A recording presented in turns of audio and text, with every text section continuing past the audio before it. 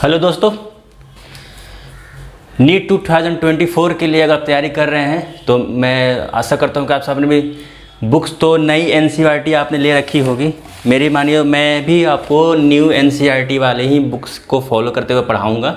हाँ ठीक है, मैं आप भी एनसीईआरटी, क्योंकि अभी पैटर्न किसी को पता नहीं है और इसका पूरा चांसेस है जो नीट का जो क्वेश्चन आएगा वो एनसीईआरटी बेस ही आएंगे। अब न्यू एनसीईआरटी जो नए बच्चे आते हैं वो तो नई बुक को ही फॉलो करेंगे, इसलिए मैं कहता हूँ कि आप भी नए वाले एनसीईआरटी बुक्स भी पढ़ें, वही ज़रूरी है और आपको पढ़ने में आसानी भी रहेगी क्योंकि छोटा सिलेबस है, बहुत सारे सिलेबस जो है रिड्यूस हो चुका है। तो हम एनसीईआरटी का जो है बॉटनी पार्ट से first chapter the living world से शुरू कर रहे हैं, ठीक है। और ये जो चैप्टर है ये ना बॉटनी में आता है ना जूलॉजी में आता है, ये एक इंटरमीडिएट चैप्टर है, सिर्फ एक इंट्रोडक्शन चैप्टर है। जो पहला चैप्टर है, जो फर्स्ट चैप्टर है, इसका नाम है लिविंग वर्ल्ड, ठीक है, लिविंग वर्ल्ड। बहुत ही इस चैप्टर को पढ़ाने का कोई ज़रूरत नहीं था, लेकिन एनसीईआरटी ने ऐसा एक इंट्रोडक्शन एक दिया है, तो चलिए मैं इसको एक्सप्लेन करने की कोशिश करता हूँ। काफ़ी टीचर इसको पढ़ाते हैं, स्टूडेंट पढ़ते भी हैं। शुरू में अगर आप नए स्टूडेंट हैं, अगर आपने अभी मैट्रिक पास की है, इस साल मैट्रिक का इम्तिहान देकर आप आए हैं और आपकी उम्र लगभग 16-17 साल की है, तो ये चैप्टर आपके लिए थोड़ी मुश्किल होगी। लेकिन मेरे साथ पढ़ रहे हैं तो आप कमेंट्स में मुझे बताइए कि कौन सा टॉपिक आपको समझ में नहीं आया है। मैं आपका नाम और आप किस शहर से है, आपका नाम और शहर का नाम लेते हुए मैं स्पेशली आपके लिए ये वीडियो बनाऊंगा और इस चैप्टर का वो टॉपिक समझाने की कोशिश करूंगा, ठीक है।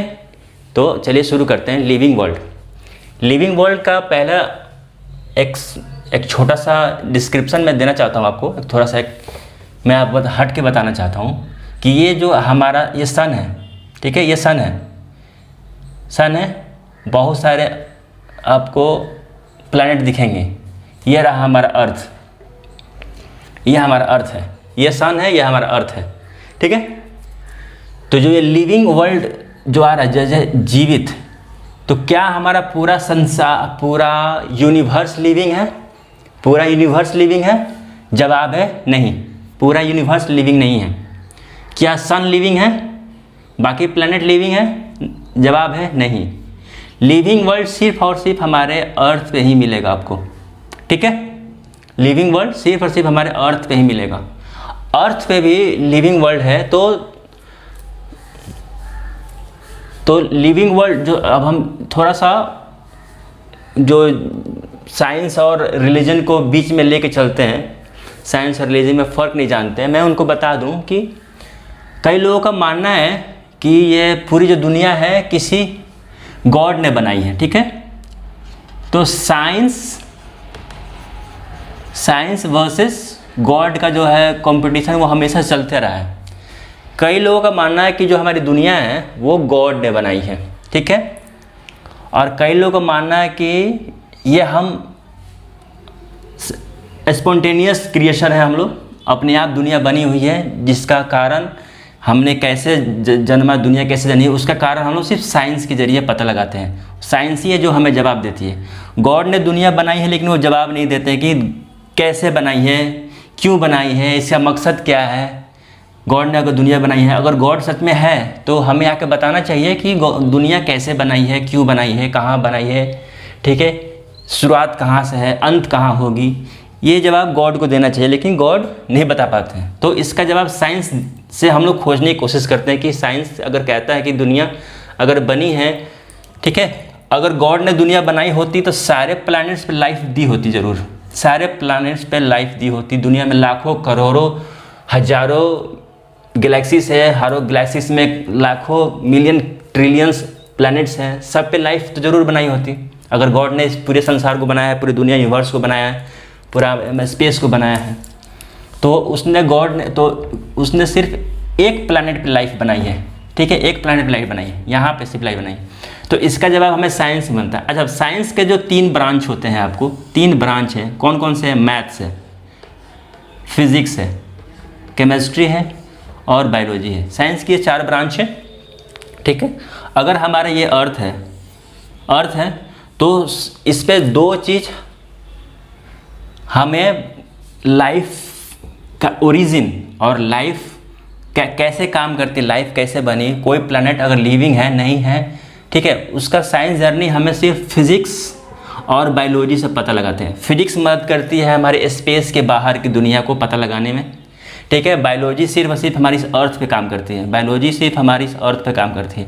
मैथ्स हेल्प करती है फिजिक्स को कैलकुलेशन करने के लिए, और केमिस्ट्री हेल्प करती है बायोलॉजी को केमिकल रिएक्शंस और केमिकल इवोल्यूशन, केमिकल रिएक्शंस के मदद से हम लोग बायोलॉजी को हेल्प करके साइंस को समझते हैं, ठीक है। तो मैथ्स हेल्प करता है फिजिक्स को, केमिस्ट्री हेल्प करता है बायोलॉजी को, और इन सारे चारों साइंस की हेल्प से हम लाइफ पे अर्थ, इसका ओरिजिन, इसका एवोल्यूशन, पृथ्वी कब बना, कहाँ बना, इसका मकसद क्या है, कहाँ जाके ख़त्म होगा, ये हम साइंस से बताते हैं। हालांकि जिम्मेदारी हमारी गॉड की थी कि गॉड हमें खुद आके बताते हैं, लेकिन गॉड जो है ये गॉड हमें बता नहीं पाते हैं, ठीक है। इतनी बातें हैं जो आपको जाननी चाहिए। अब हमारा मकसद है कि लिविंग वर्ल्ड है, तो लिविंग वर्ल्ड सिर्फ एक ही प्लैनेट पर है। लिविंग जो वर्ल्ड है सिर्फ एक ही प्लैनेट पे, एक ही प्लैनेट पे है, वो है प्लैनेट हमारा अर्थ। अर्थ पे है लिविंग, अर्थ पे है लिविंग वर्ल्ड, ठीक है। तो सवाल उठता है कि क्या पूरा का पूरा प्लैनेट जो है हमारा लिविंग है, पूरा का पूरा प्लैनेट लिविंग है कि यहाँ पे कुछ नॉन लिविंग भी है? तो जवाब है कि हाँ। पहला कि बोथ, लिविंग भी है, ठीक है, लिविंग भी है और नॉन लिविंग भी है, ठीक है,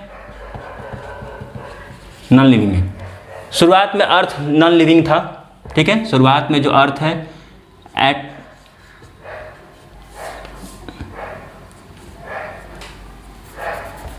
शुरुआत में था वो था नॉन लिविंग, ठीक है, नॉन लिविंग था।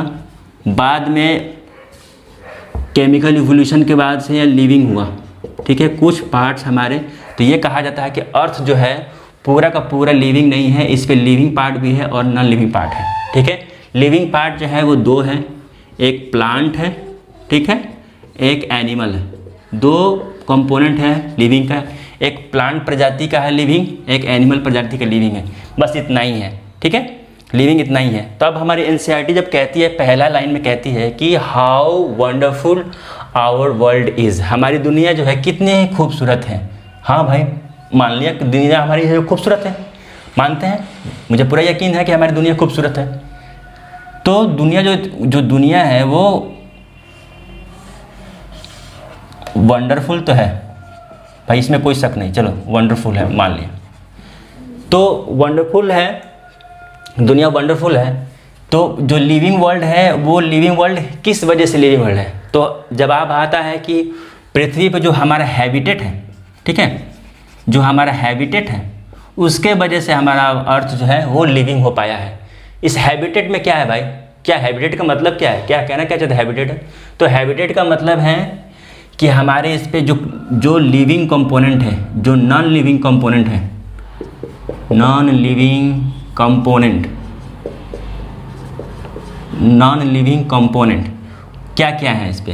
पहले तो ओशियन है, ठीक है, माउंटेन्स है, माउंटेन्स है, फिर प्लेट्यू है, फॉरेस्ट है, ठीक है, एयर है, एयर या एटमॉस्फेयर कह लीजिए, ठीक है, एटमॉस्फेयर है, हैबिटेट है। ये सब, इन सब वजहों में चेंजेस के बाद हमारा जो है पूरा का पूरा लिविंग बना है, ठीक है, इन्हीं सब चेंजेस के बाद जो हमारा प्लान जो है लिविंग बना है, ठीक है। तो कहा जाता है कि जो हैबिटेट है वो कैसा है, सिंपल है, कॉम्प्लेक्स है, एक्स्ट्रा ऑर्डिनरी है या मेस्मराइजिंग, क्या है? तो एनसीईआरटी कहती है कि जो हमारा जो ये हैबिटेट है, ये जो हमारा हैबिटेट है, वीडियो पॉज करके लिख लीजिए, जो हमारा हैबिटेट है वो सिंपल नहीं है, वो सिंपल नहीं है, जो हमारा हैबिटेट है वो सिंपल नहीं है, वो है सिंपल नहीं है, ठीक है, वो है कॉम्प्लेक्स। हमारा जो हैबिटेट है वो है कॉम्प्लेक्स है और एक्स्ट्रा ऑर्डिनरी है, वो एक्स्ट्रा ऑर्डिनरी है, सिंपल नहीं है। कॉम्प्लेक्स ये है कि दिखने में, समझने में हमारे बहुत ही मुश्किल आती है। कॉम्प्लेक्स कहने का मतलब ही होता है कि अगर इन सब ने मिलकर अगर लिविंग ऑर्गेनिज्म को बनाया है तो इनमें कोई ना कोई कनेक्शन जरूर होगा। सब ने एक दूसरे की मदद ज़रूर की होगी, एक म्यूचुअल कोऑपरेशन होगा, हेल्पिंग नेचर के होंगे, सब ने मिल के एक लिविंग बनाया है। तो वो समझने के लिए तो हम कहते हैं कि ये कॉम्प्लेक्स है। एक्स्ट्रा ऑर्डिनरी ये है कि जो हमारा लिविंग वर्ल्ड है वो किसी एक तरह का एनिमल, एक तरह का लिविंग ऑर्गेनिज्म नहीं बनाया है, उसने कईयों तरह के बनाया है। वो डाइवर्सिटी है। डाइवर्सिटी का मीनिंग मैं आपको बताऊंगा। डाइवर्सिटी का मतलब ये है कि बहुत वैरायटी एनिमल्स एंड प्लांट्स बनाए हैं, वो एक्स्ट्रा ऑर्डिनरी है। ठीक है, एक्स्ट्रा ऑर्डिनरी है। ठीक है, एक्स्ट्रा ऑर्डिनरी है। तो एक्स्ट्रा ऑर्डिनरी कैसे है? तो देखिए ना, इतने सारे कंपोनेंट्स हैं, इन सारे कंपोनेंट्स में रिएक्शंस हुई, फिर लिविंग वर्ल्ड आया। लिविंग वर्ल्ड आया तो किसी एक प्रकार का लिविंग वर्ल्ड नहीं आया, मल्टीपल तरह का वैरायटी आया। ठीक है, इतने सारे वो हैं। तो कहने का मतलब कि वीडियो पॉज करके कितना लिख लीजिए।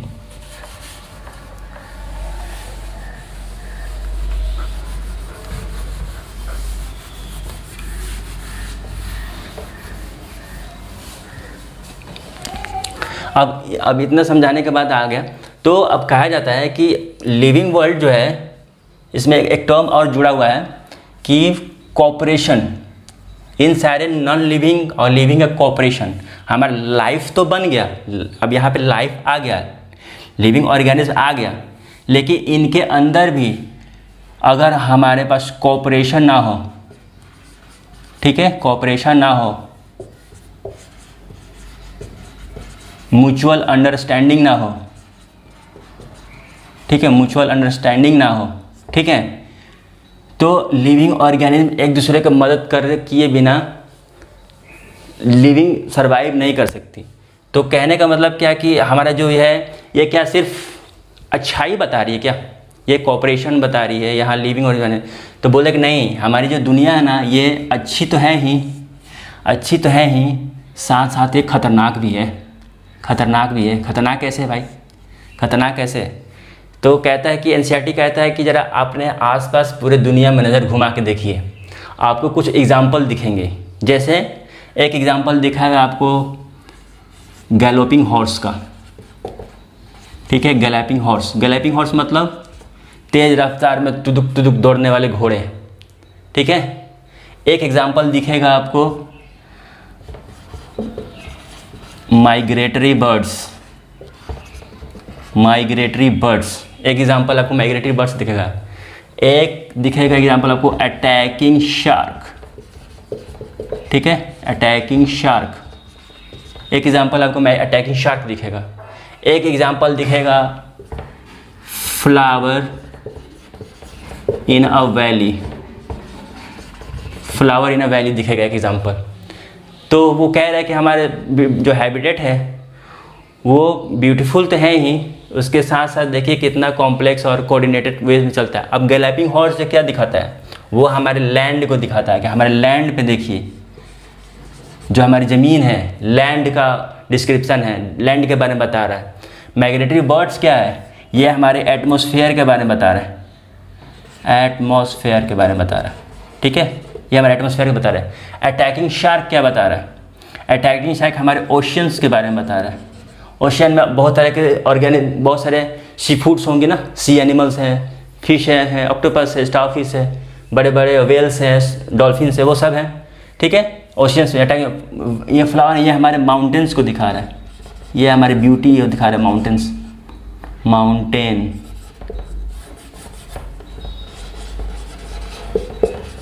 माउंटेन्स, ये हमारे माउंटेन्स को दिखा रहा है, ठीक है। तो ये तो हो गया। इसके साथ एनसीईआरटी कहती है क्या, आगे कहती है क्या कि इनमें इन सारे लिविंग ऑर्गेनिज्म्स को अगर आप चाहते हैं कि सारे वो पृथ्वी पर सर्वाइव करें तो इनके पास एक कोऑपरेशन होनी चाहिए। सारे लिविंग एक दूसरे की हेल्प करते हैं, ठीक है, इनके अंदर कोऑपरेशन तो है। अब ज़िंदगी जीना है तो दुख दर्द तो लगा ही रहेगा, ठीक है, ज़िंदगी जीना है तो दुख दर्द तो लगा ही रहेगा।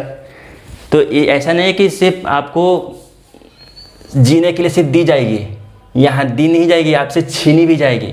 तो हमारी जो अर्थ है,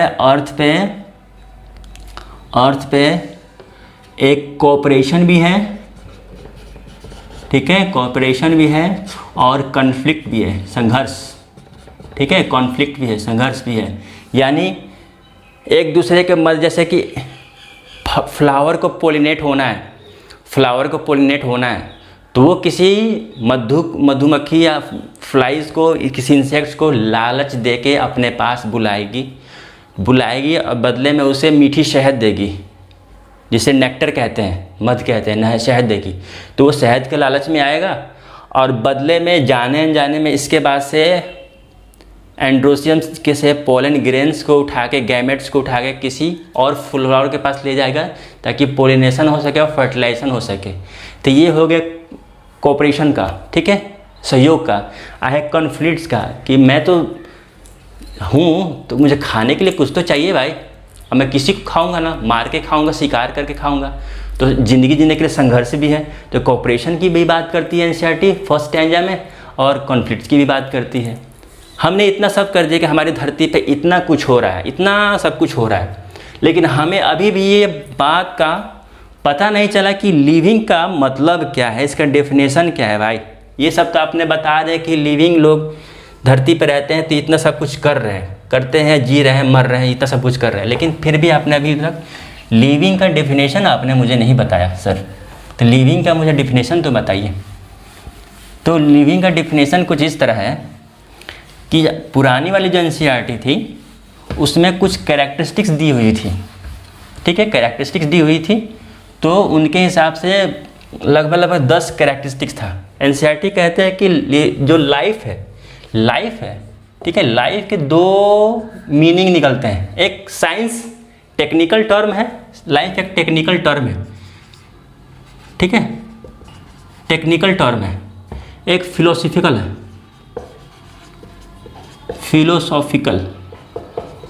एक फिलोसॉफिकल है।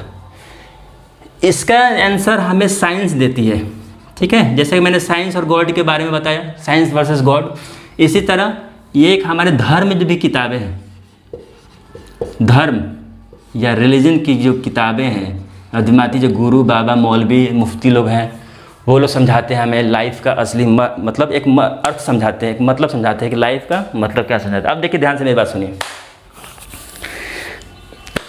मेरा मकसद किसी धार्मिक लोगों का ठेस पहुंचाना नहीं है। हमारा इंडिया एक ऐसा देश है जहाँ बहुत सारे लोग अलग धर्मों के साथ रहते हैं, मिलजुल कर रहते हैं, ठीक है, लेकिन बीच बीच में किसी की भावनाएं आहट होते रहती हैं, उनका अलग विषय है। लेकिन जहाँ हम साइंस की बातें पढ़ रहे हैं, आप डॉक्टर बनने वाले हैं, साइंस की बातें पढ़ रहे हैं, तो ये बातें आपको जानना ज़रूरी है कि जो धर्म है वो विज्ञान नहीं सिखा सकता, और जो विज्ञान है वो धर्म नहीं सिखा सकता, ठीक है।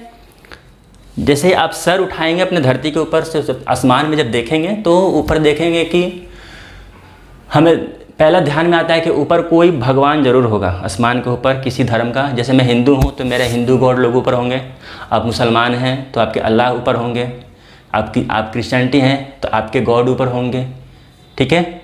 आप सिख हैं, ओल्ड टेस्टामेंट वाले हैं, न्यू टेस्टामेंट वाले हैं, सबके अपने अपने गॉड होंगे। लगभग दुनिया में 300 से भी ज़्यादा धर्म हैं, ठीक है, हर धर्म का अपना अपना भगवान है। लेकिन जैसे ही आप पृथ्वी के बाहर निकलेंगे तो आपको कोई नहीं दिखेगा, ठीक है। तो साइंस जो है वो इस बातों को झुकलाती है। हमें इस बात में पढ़ना भी नहीं है कि लाइफ है क्या, ठीक है। हमें एनसीईआरटी हमें इस क्षेत्र में जाने से मना करती है कि इसका कोई मतलब नहीं है। जब कोई गॉड ही नहीं है तो लाइफ का डेफिनेशन कौन देगा। सीधी सीधी साइंस भगवान को नकारती है, ठीक है, भगवान है ही नहीं, ऐसा विज्ञान कहती है। मेरा भी मानना है कि भगवान नहीं है। अगर होते तो इंसान को धरती पर रहे लगभग जो मॉडर्न ह्यूमन बीइंग्स हैं उनको लगभग 15,000 साल हो गए, ठीक है, 15,000 साल हो गए। 15,000 साल में भगवान को अब आ जाना चाहिए था, लेकिन काफ़ी देरी हो गई। चलिए, टेक्निकल टर्म में साइंस क्या कहती है, लाइफ का मतलब क्या है। लाइफ का मतलब है कि ऐसा, ये लाइफ का मतलब क्या है, तो इस लाइफ को एक्सप्लेन करने के लिए कुछ 10 कैरेक्टरिस्टिक्स हम लिखेंगे यहीं पे आपको, ठीक है। ये धर्म की कहानी खत्म हो गई, फिलोसफिकल वर्ड हमें इससे कुछ लेना देना नहीं है, हमें टेक्निकल टर्म साइंस का मतलब समझता है। लाइफ जो है, लाइफ में नहीं, लिविंग वर्ल्ड, लिविंग को डिफाइन करने के लिए 10 कैरेक्टरिस्टिक्स हैं जो ओल्ड वाले एनसीईआरटी में थी, यहाँ पे नहीं दी है। मैं सिर्फ कैरेक्टरिस्टिक लिख रहा हूँ जिससे इस टेक्निकल वर्ड का मतलब आपको पता हो जाएगा। उसके बाद हम लोग सीधा डाइवर्सिटी में चलेंगे। पहला है ग्रोथ, ठीक है, ग्रोथ, पहला है ग्रोथ, दूसरा है रिप्रोडक्शन, ठीक है, रिप्रोडक्शन, तीसरा है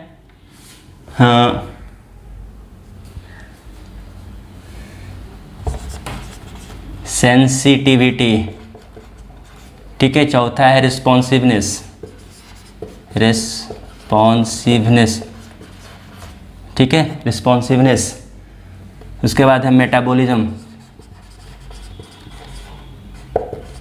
metabolism, cellular organization, cellular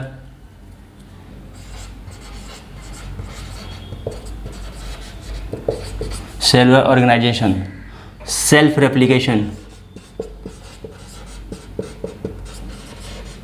self replication, ठीक है, उसके बाद है सेल्फ ऑर्गेनाइजेशन,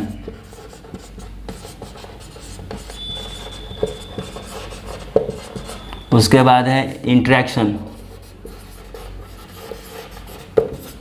उसके बाद है इमरजेंस।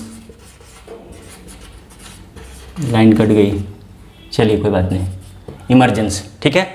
इतनी सारी बातें जो है, अब लिविंग को डिफाइन करने के लिए, लाइफ को अब साइंस के नज़र से देखेगा ना, साइंस तो यही कहेगा ना कि कुछ कैरेक्टरिस्टिक्स है, अगर इस कैरेक्टरिस्टिक्स में अगर आप इन सारे चार्ट में अगर आप फॉलो करते हैं, अगर इसमें से कोई कैरेक्टरिस्टिक्स मैच करता है तो समझिए कि वो उस लाइफ का डिफिनेशन है, डिफाइनिंग फीचर्स है, ठीक है। तो लाइफ को हम इस गोल से, तो लाइफ को डिफाइनिंग करने के लिए ऐसा हमें कुछ रूल चाहिए, ऐसा रूल चाहिए जो सब में लोग, अगर हम लिविंग हैं, ठीक है, लिविंग हैं, तो उस लिविंग में वो कैरेक्टरिस्टिक पूरा का पूरा लागू होनी चाहिए, पूरा प्रेजेंट होनी चाहिए, ठीक है, पूरा प्रेजेंट होना चाहिए और सब पे लागू होना चाहिए, अप्लाई टू ऑल, सब पे लागू होना चाहिए।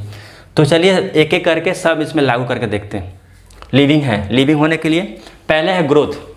तो ग्रोथ जो वर्ड है वो क्या वो सब पे लागू होती है? क्या दुनिया का हर चीज़ ग्रो करता है? हाँ, लिविंग ऑर्गेनिज्म ग्रो करता है, लिविंग ऑर्गेनिज्म ग्रो करता है, साथ साथ नॉन लिविंग भी ग्रो करते हैं। तो हमें कुछ ऐसा डिफिनेशन बताइए ना, ऐसा कोई क्राइटेरिया बताइए ना जो सिर्फ और सिर्फ लिविंग ऑर्गेनिज्म पर लागू हो, नॉन लिविंग पर लागू ना हो। तो ग्रोथ के सर आप ग्रोथ को कैसे मना कर रहे हैं? अरे भाई देखो, ग्रोथ में लिविंग ऑर्गेनिज्म एक सिंगल सेल से मल्टीप्लाई होता है तो बड़ा सेल तो बनता है, ग्रो तो हो रहा है। एक रेत का पहाड़, जैसे सैंड ड्यून्स बोलते हैं, वो भी छोटे से रेत का पहाड़ से बड़ा सा रेत का पहाड़ बनता है।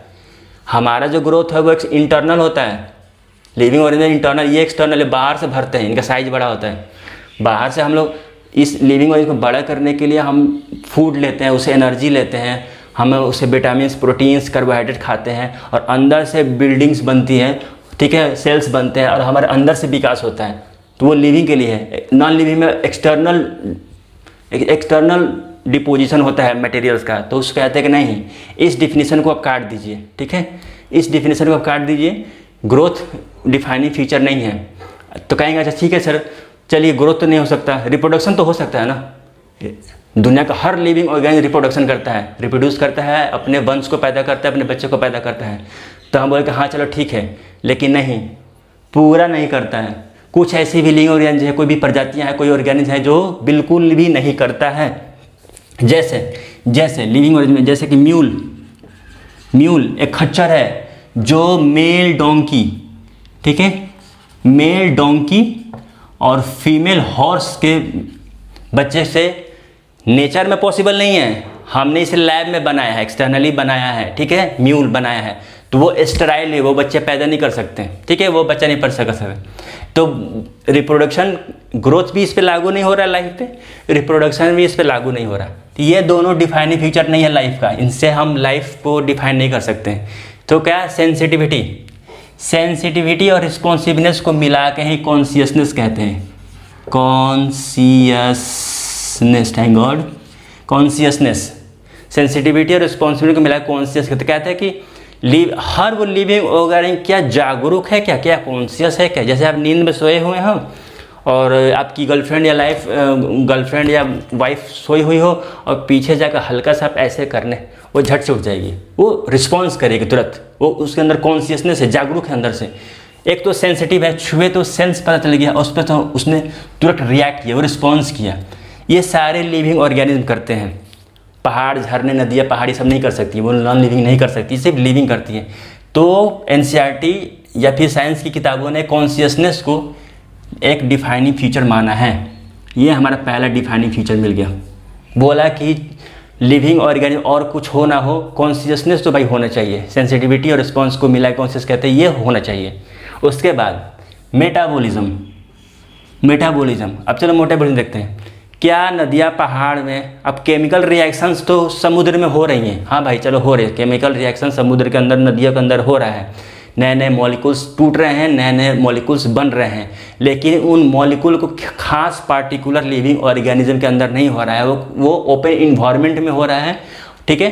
वो उसका प्रभाव उसके एक्सटर्नल बिहेवियर पर पड़ता है, उसके बॉडी पे कोई फर्क नहीं पड़ता। तो ऐसा कहा कि जो हमारे लिविंग और जो मेटाबॉलिज्म है हमारे अंदर, एक्सटर्नल की बात नहीं हो रही है, एक्सटर्नली नहीं, इंटरनली केमिकल रिएक्शंस, एक्सटर्नली नहीं इंटरनली। समुद्र में जो हो रही है वो एक्सटर्नल रिएक्शंस हैं, हमारे बॉडी में इंटरनल रिएक्शंस हैं। यह कैटाबॉलिज्म, मेटाबॉलिज्म का दो वर्ड निकलते हैं, एक कैटाबॉलिज्म, एक एनाबॉलिज्म। एनाबॉलिज्म मतलब नए मॉलिक्यूल बनने का प्रोसेस, एक कैटाबॉलिज्म मतलब बना हुआ मॉलिक्यूल को टूटने का प्रोसेस। तो बनना और टूटना केमिकल रिएक्शन मेटाबॉलिज्म कहलाता है। तो बोलते हैं ये फीचर्स लिविंग में होता है क्या? तो बोला कि हाँ, लगभग सारे लिविंग ऑर्गेनिज्म में होता है। ऐसा कोई लिविंग ऑर्गेनिज्म नहीं हो, भले ही वो मोनरेंस में या फिर माइक्रोप्लाज्मा या बैक्टीरिया का सिंगल सेल हो, या एक बड़ा सा विशाल डायनासोर हो, पेड़ हो, पौधा हो, सबके अंदर मेटाबॉलिज्म होता है। तो हमें ये दूसरा डिफाइनिंग फीचर्स मिल गया। पहला कॉन्शियसनेस, मेटाबॉलिज्म, ये दो प्रॉपर्टी हमें लाइफ को डिफाइन करने के लिए मिल गए कि इनके हिसाब से हम लाइफ डिफाइन कर सकते हैं। सेलुलर ऑर्गेनाइजेशन को भी साइंटिस्टों ने माना है कि ये भी एक डिफाइनिंग फीचर है सेलुलर ऑर्गेनाइजेशन। जो भी नए सेल्स हैं, सेल्स जब भी बनता है तो जैसे हमारा बॉडी में सेल बन रहा है, ठीक है, मैं 6 फीट का हूँ, मैं सेल्स ने डिवीजन कर करके छोटे से बच्चे को मुझे 6 फीट का बना है, और सारे सेल जो है ऑर्गेनाइज हैं। कौन सा सेल हथेली के पास आना चाहिए, कौन सा सेल मेरे चेस्ट पे आना चाहिए, कौन सा सेल मेरे सर पे है, बॉडी पे है, पीठ पे है, एनल एरिया के पास है, प्यूबिक एरिया के पास है, घुटने पे है, ये सब ऑर्गेनाइज्ड हैं। सेल का ऑर्गेनाइज, ऐसा नहीं है कि मैं रात को सोया था, मेरे बॉडी में कुछ सेल डिवीजन हुआ और वो सेल टूट के मेरे बॉडी से बाहर निकल गया या गिर गया, नहीं, वो मेरे बॉडी पे ही है, वो ऑर्गेनाइज तरीके से है, मेरे बॉडी को शेप दे रखा है, एक स्ट्रक्चर देखा है, एक फ्रेमवर्क तैयार कर रखा है मेरे बॉडी का। हर लिविंग ऑर्गेनिज्म का एक फ्रेमवर्क तैयार करता है लिविंग ऑर्गेनिज्म का। तो कहा गया कि हाँ, सेलुलर ऑर्गेनाइजेशन भी एक डिफाइनिंग फीचर है, ठीक है। सेल उसी बॉडी में रहता है। अब बालू ग्रोथ तो किया है, मैं वहाँ से एक मुट्ठी उठा के बाहर फेंक दूँ तो वो ऑर्गेनाइज नहीं है, लेकिन लिविंग ऑर्गेनिज्म में सेलुलर ऑर्गेनाइजेशन होता है। तो हमें कितने मिल गए? 1 2 3 हमारे पास मिल गए। एक है सेल्फ रेप्लिकेशन। सारे लिविंग ऑर्गेनिज्म, ये 1 2 3 4, ये जो है ये लिविंग ऑर्गेनिज्म का करैक्टरिस्टिक्स तो है, लेकिन डिफाइनिंग फीचर नहीं है। अब सेल्फ रेप्लिकेशन एक सिंगल ऑर्गेनिज्म भी करता है और एक मल्टी सेलुलर ऑर्गेनिज्म भी करता है। सेल्फ रेप्लिकेशन, खुद का रेप्लिकेशन, ठीक है, प्रोसेस का है। तो छोटा है तो सेल्फ रेप्लिकेशन करेगा, एक सेल से 2 सेल बना लेगा, ठीक है। अब जैसे मैं बड़ा शरीर बन गया हूँ तो मैं खुद का बड़ा तो नहीं बना सकता ना। अब मैं रोहित हूँ तो मैं रोहित का एक और रोहित नहीं बना सकता ना। तो खुद का सेल्फ रेप्लिकेशन छोटे से ऑर्गेनिज्म में होता है, तो डिफाइनिंग फीचर्स नहीं है। साइंटिस्टों ने कहा कि डिफाइनिंग फीचर्स नहीं है, लेकिन हमारे आगे बढ़ते हुए लाइफ प्रोसेस को बढ़ाने के लिए छोटे शुरुआत से लेके आगे लाइफ प्रोसेस हमारा बढ़ते जाती है, उसमें ये हेल्प करता है। उसके करैक्टरिस्टिक्स है ये self replication, self organization, interaction और इमरजेंसी। इमरजेंस क्या है कि हमने खुद को ढालना सीख लिया है, खुद को अब सोचो, हमारा होमो इरेक्टस से लेके इंसानों की कई पीढ़ियाँ रही है ना, कोई पत्थर तोड़ने वाले, जानवर खाने वाले, तरह तरह के बंदर से हम इंसान बने। तो हमने खुद को इमर्ज किया ना, इन्वायरमेंट के हिसाब से खुद को इवॉल्व किया है। तो हमारे अंदर वो इमरजेंस की प्रॉपर्टी है। हर लिविंग ऑर्गेनिज्म इमर्ज करता है। सेल्स, सीड हो, पेड़ पौधे हो, जानवर हो, इंसान हो, एलिफेंट हो, हर कोई इमर्ज करता है। ये लाइफ प्रोसेस का हिस्सा है। इंट्रैक्शन, हम एक लिविंग ऑर्गेनिज्म दूसरे लिविंग ऑर्गेनिज्म से इंटरेक्ट होते हैं, हमें उनसे काम है, वो हमसे काम लेते हैं। बिना इंटरेक्शन का ये दुनिया चल नहीं सकती। सेल्फ ऑर्गेनाइजेशन, हम एक ऑर्गेनाइज तरीके से रहते हैं, वो हर लिविंग ऑर्गेनिज्म अपने तरह से अपने लिए एक ऑर्गेनाइज इन्वायरमेंट तैयार करता है। वो ये सब चारों है वो लाइफ प्रोसेस है, ये लाइफ प्रोसेस का पार्ट है, ठीक है, ये लाइफ प्रोसेस का पार्ट है, लाइफ प्रोसेस का पार्ट है।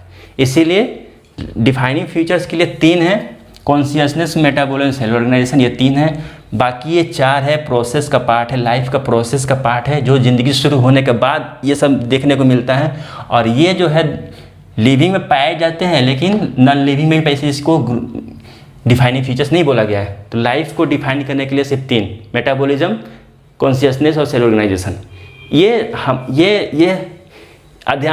इस बात को हम आध्यात्मिक तौर पे या फिलोसफिकल तौर पे प्रूफ नहीं कर सकते, लेकिन साइंस ने इसे प्रूफ कर दिया। हम आध्यात्मिक तौर पे बात करना शुरू करेंगे, फिलोसफिकल या धार्मिक तौर पे धर्मों के हिसाब से, तो हमारा लाइफ का मकसद कुछ और होता है। जन्म लिए हो तो परिवार देखो, पैसा कमाओ, दुनिया बनाओ, नाम कमाओ, छाप छोड़ जा, ये आध्यात्मिक बातें हैं।